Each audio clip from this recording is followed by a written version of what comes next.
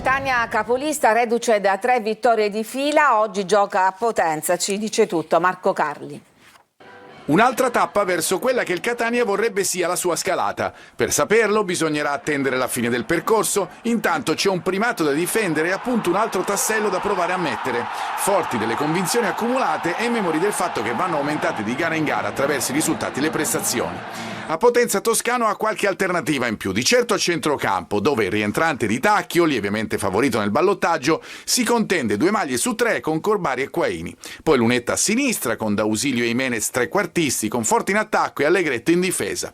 Caturano scalpita e magari sogna di sbloccarsi proprio in quella che è stata casa sua. Inoltre c'è qualche recupero che dà ulteriore scelta per un utilizzo limitato a partita in corso. Il più importante è che ritornano tra i convocati sia Donnarumma che Pieraccini. Martic ancora no, avrà bisogno di qualche altra settimana. Ritorna Di Tacchio dalla squalifica, quindi già è una buona notizia.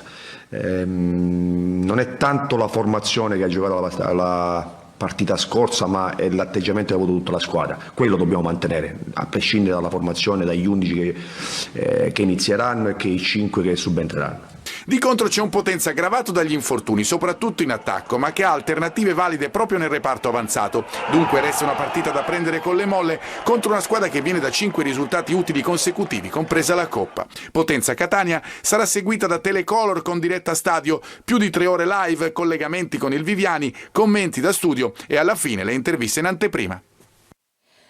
Pari del Trapani al provinciale contro il Cosenza, finisce 1-1, sentiamo Franco Camarasana. Un punto ciascuno e forse è il risultato più giusto fra 2 squadre prive in avanti di elementi importanti. Tentativi di vincere la partita solo nel primo tempo e il Trapani per primo a rendersi pericoloso dopo appena 2 minuti con Grandolfo, ma Vettorel dice di no. Alla prima occasione però, al 20°, il Cosenza si porta in vantaggio con un rasoterra di Beretta. Vettorel dice un'altra volta di no a Grandolfo al 35°, opponendosi al destro dell'attaccante Granata.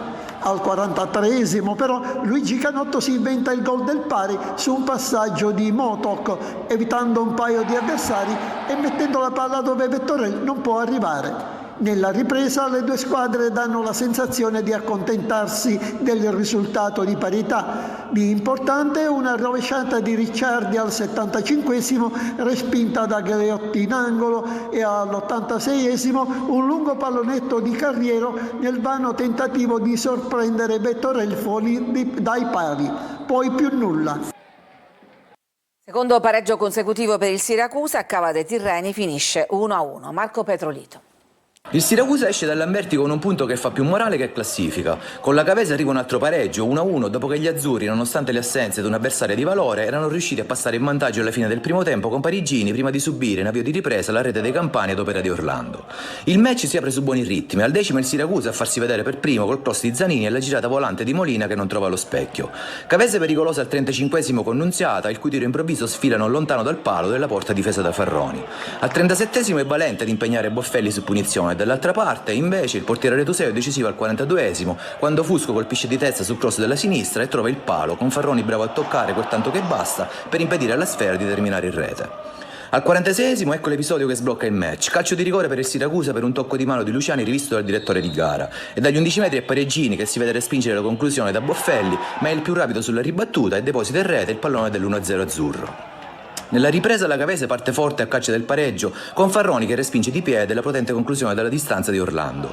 È il preludio al gol dei Campani, al 51° con una splendida punizione dal limite e Orlando di segnare una traiettoria perfetta con il sinistro infilando il pallone sotto l'incrocio per la rete dell'1-1. Il Siracusa accusa il colpo ma prova a reagire. Molina spreca 2 buone occasioni tra il 57° e il 60°, mentre Sorrentino al 66° spaventa Farroni con un mancino debole che sfiora il palo. Nel finale gli azzurri provano a chiudere la Cavese nella propria metà campo, ma in pieno recupero, sugli sviluppi di un corner, è la squadra di casa a rendersi pericolosa con la conclusione della posizione defilata di Sorrentino che termina alta. Finisce così 1-1, un punto che conferma il buon momento dei Leoni e che lascia tante certezze in vista dell'obiettivo salvezza, che nonostante una classifica deficitaria appare sempre più alla portata. È tutto per questa edizione, grazie per averci seguito, vi auguro una buona domenica.